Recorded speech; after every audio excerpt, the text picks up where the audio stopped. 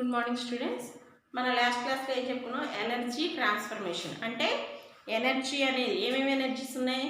Sound energy, heat energy, solar energy, wind energy, electrical energy, chemical energy, mechanical energy. ఈ sound energy అనేది వేరే ఎనర్జీలోకి మారడం అంటే electrical ఎనర్జీగా, హీట్ ఎనర్జీ కైనెటిక్ ఎనర్జీగా, అలాగే సోలార్ ఎనర్జీ హీట్ ఎనర్జీగా మారుతుంది. విండ్ ఎనర్జీ కూడా ఎలక్ట్రికల్ ఎనర్జీ, అలాగే ఎలక్ట్రికల్ ఎనర్జీ కైనెటిక్ ఎనర్జీ అలా ఒక దాంట్లో నుంచి ఇంకో దాంట్లోకి ట్రాన్స్ఫార్మ్ అవుతుంది. అలాగే కెమికల్ ఎనర్జీ బ్యాటరీస్ వేసినప్పుడు ఏమవుతుంది? ఎలక్ట్రిక్ ఎనర్జీగా మారుతుంది. Mechanical energy kinetic energy. Okay, do and document 4 తీయండి. Page number 67 page number 67.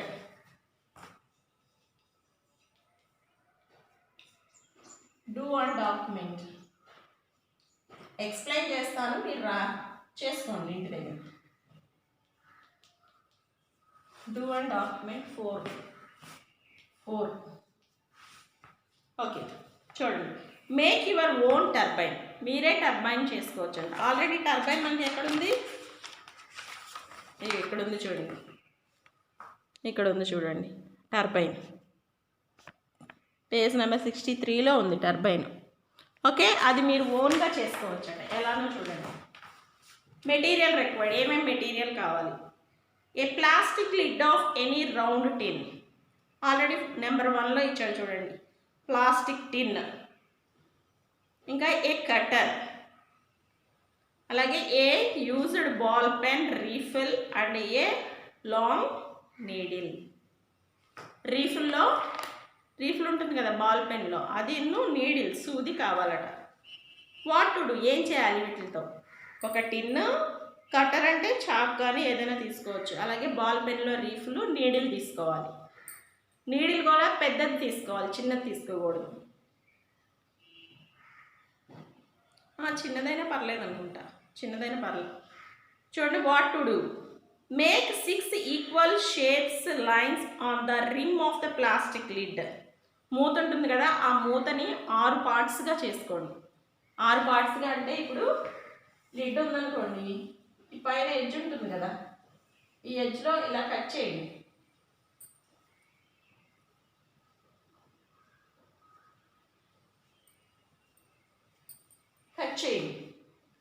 Cut చేసి పక్కన పెట్టద్దు, ఊరినే ఆ ఎడ్జ్ని మాత్రం ఇలా కట్ చేయండి.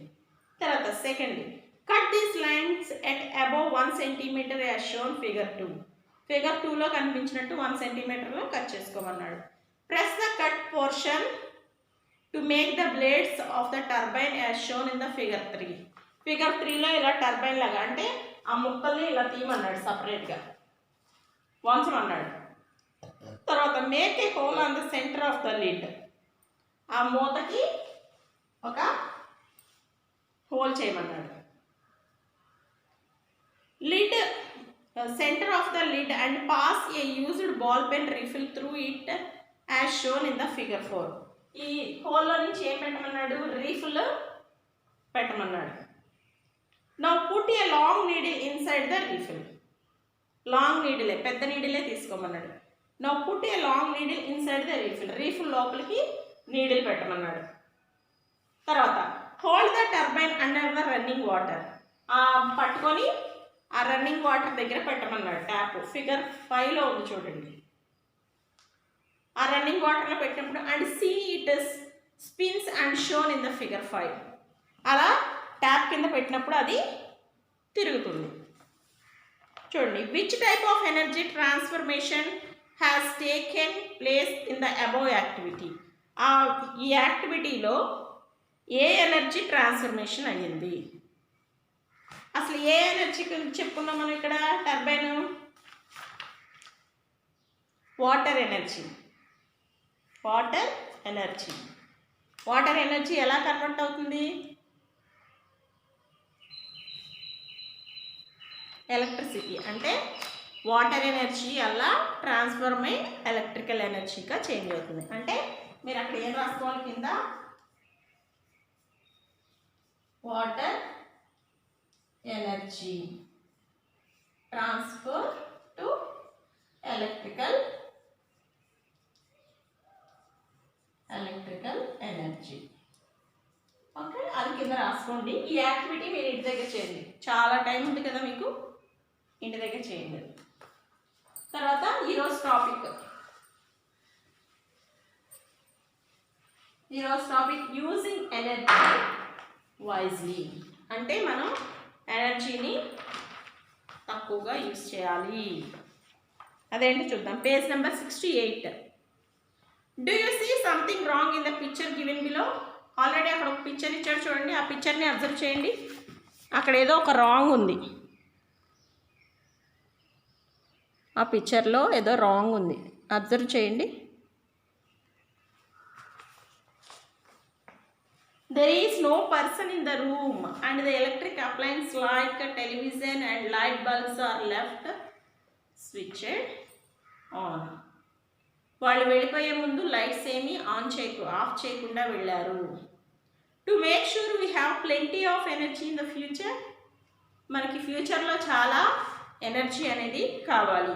We must all conserve energy and use it efficiently. మనం ఇప్పుడు ఎనర్జీని అలా వేస్ట్ చేస్తాం. అంటే వాటర్ ఎనర్జీ, విండ్ ఎనర్జీ మొత్తం మనకి ఎలక్ట్రికల్ ఎనర్జీగా కన్వర్ట్ అవుతుందని చెప్పుకున్నాం కదా. సపోజ్ మనకి ఫ్యూచర్లో ఇంకా ఎక్కువ కావాలి అనుకోండి, ఇప్పుడు ఏం చేయాలి? మనం వాటిని చాలా జాగ్రత్తగా యూజ్ చేసుకోవాలి. ఇప్పుడు సపోజ్ మనకి ఇంట్లో కరెంట్ పోయిందనుకోండి, ఆ రోజు మనకి వర్క్స్ ఏమీ జరగవు. మరి ఇప్పుడు మనం అనవసరంగా స్విచ్చెస్ ఆఫ్ చేయకుండా ఉంటే ఏమవుతుంది? ఫ్యూచర్లో మనకి ఎనర్జీ అనేది దొరకదు, ఎలక్ట్రికల్ ఎనర్జీ అనేది ఉండదు. అందుకనే దాన్ని జాగ్రత్తగా యూజ్ చేయాలి. పాయింట్స్ ఇచ్చాడు చూడండి. If you are going out of the room for more than 5 minutes turn off the lights. 5 నిమిషాల కన్నా ఎక్కువసేపు మనం బయటకు వెళ్ళామనుకోండి, ఏం చేయాలి? ఆ ఇంట్లో ఉన్న లైట్స్ అన్ని ఆఫ్ చేయాలి. Second one, use compact fluorescent light bulbs. They use less electricity but produce the same amount of light. ఇప్పుడు ఆల్రెడీ మనకి మార్కెట్లో చాలా లైట్స్ దొరుకుతున్నాయి, కానీ కొన్ని లైట్స్ తక్కువ కరెంట్ కాలి ఎక్కువ వెలుతురునిస్తాయి. అవి ఫ్లోరసెంట్ బల్బ్స్ అనమాట. అలాంటి యూజ్ చేయడం వల్ల మనకి కరెంట్ కూడా తక్కువ కాలుతుంది. తర్వాత థర్డ్ది, do not leave your computer, TV, radio and games on when you are not using them as they use electricity. మనం టీవీ కానీ, రేడియో కానీ, అలాగే కంప్యూటర్ కానీ గేమ్స్ ఆడుతున్నప్పుడు మనం ఏం చేయాలి? ఎలక్ట్రిక్ అప్లయన్సెస్ని ఆఫ్ చేసి రావాలి. తర్వాత fourth one, wasting water is the bad as wasting electricity. ఇప్పుడు ఆల్రెడీ మనం టర్బైన్ వాటర్ ఎనర్జీ ఎలక్ట్రిక్ ఎనర్జీగా మారుతుందని చెప్పాం. మరి ఇప్పుడు మనం వాటర్ని ఎక్కువ వేస్ట్ చేసాం అనుకో, కరెంటుని కూడా ఎక్కువ వేస్ట్ చేసినట్టే కదా. ఇప్పుడు ఇంటి దగ్గర మనకి బావిలు ఉంటాయి. ఆ బావిలో నుంచి వాటరు మనం మోటార్ వేసుకుంటే ట్యాంక్లోకి వెళ్తాయి. ఇప్పుడు మనం ఎక్కువ నీళ్ళు వాడేసాం అనుకోండి, పద్దాక మోటార్ వేయాల్సి వస్తుంది కదా.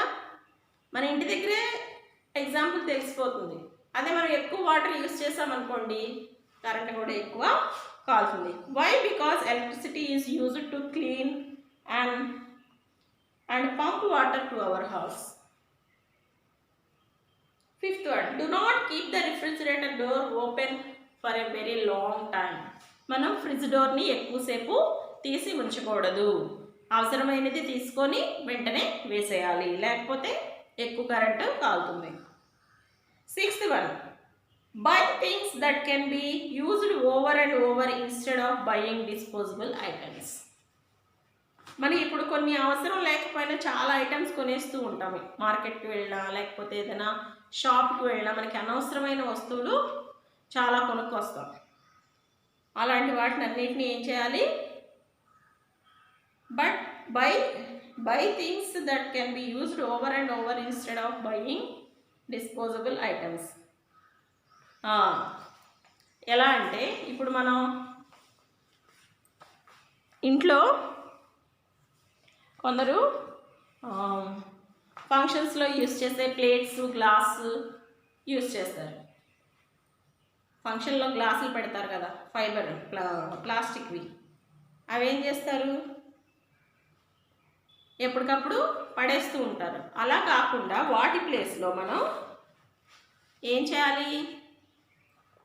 మళ్ళీ రీయూజ్ చేసుకునే విధంగా ఉన్న ఐటమ్స్ని యూజ్ చేయాలి. డిస్పోజబుల్ ఐటమ్స్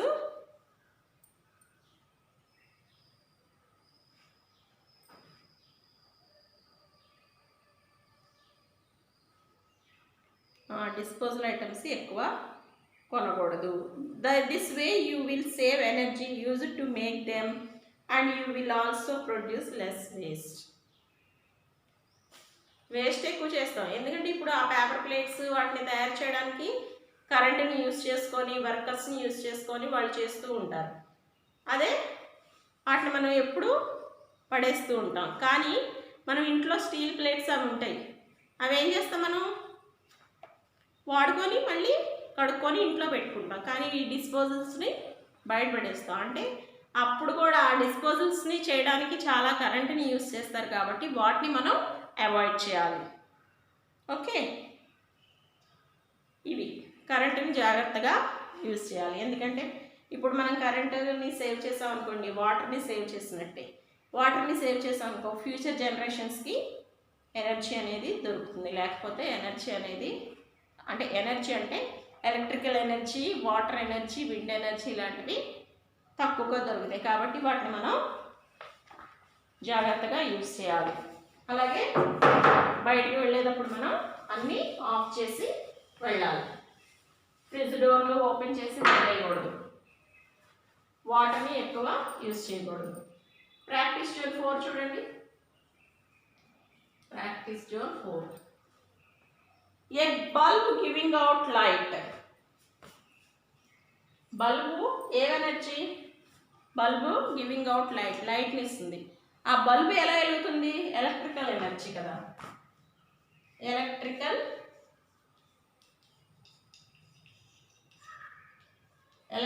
ఎనర్జీ ఏ విధంగా మారుతుంది? లైట్ ఎనర్జీగా మారుతుంది.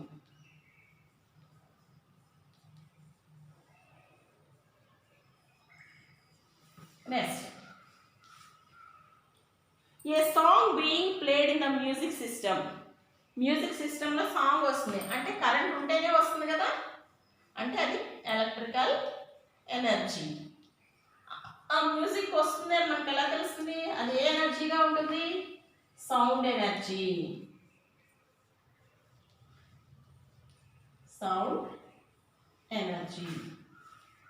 Next C, riding a bicycle.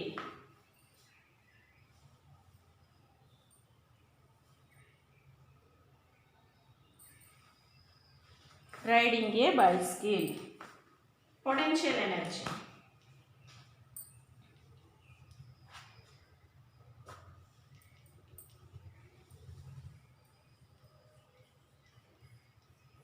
Potential energy ఏ విధంగా మారుతుంది? Kinetic energy.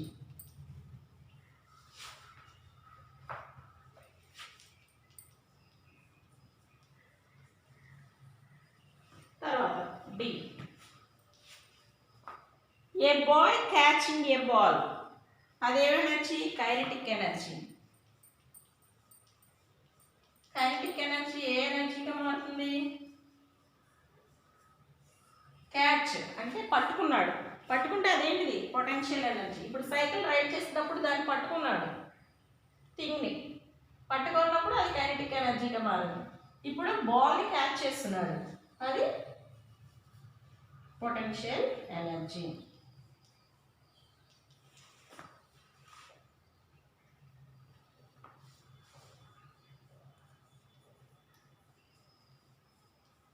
Potential energy. Okay, రాసుకున్నామా?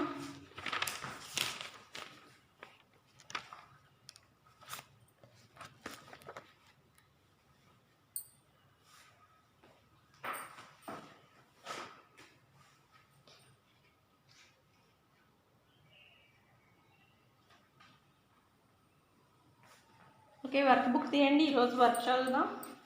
Page number 38. Already 6th question చదివేసాం కదా, ఇప్పుడు 7th question. Work book page number 38. How is cocoon important in the life cycle of a silk moth? Cocoon is the covering formed around the caterpillar It provides protective coating from the pupa of the silk moth presence inside it. కుక్కున్ ఏం చేస్తుంది? అసలు కుక్కున్ యొక్క important ఏంటి? Silk మాత్ life సైకిల్లో కుక్కున్ యొక్క importance ఏంటి? అది కుక్కున్ అంటే ఏమనుకున్నాం మనం? క్యాటర్పిల్లరే. అదేం చేస్తుంది? It provides protective coating for the pupa. ప్యూపాకి ప్రొటెక్టింగ్గా ఒక కోటింగ్ వస్తుంది of the silk moth present inside it. అప్పుడు సిల్క్ మాత్ లోపల ఉంటుంది. 8th question, differentiate between the caterpillar and pupa. Caterpillar. The larva stage of the butterfly is called caterpillar. It is the primary eating and growing stage of the insect. Pupa. The third stage of caterpillar is called pupa. Second point, it is the resting or the transformation stage. Is 7 to 8 questions చదవాలి. Next క్లాస్లో మళ్ళీ నేను do and document 4, 5 చెప్తాను. 4 మళ్ళీ explain చేస్తాను. మీరు practice చేశారో లేదో మళ్ళీ ఒక్కసారి నేను చెప్తాను. బాయ్.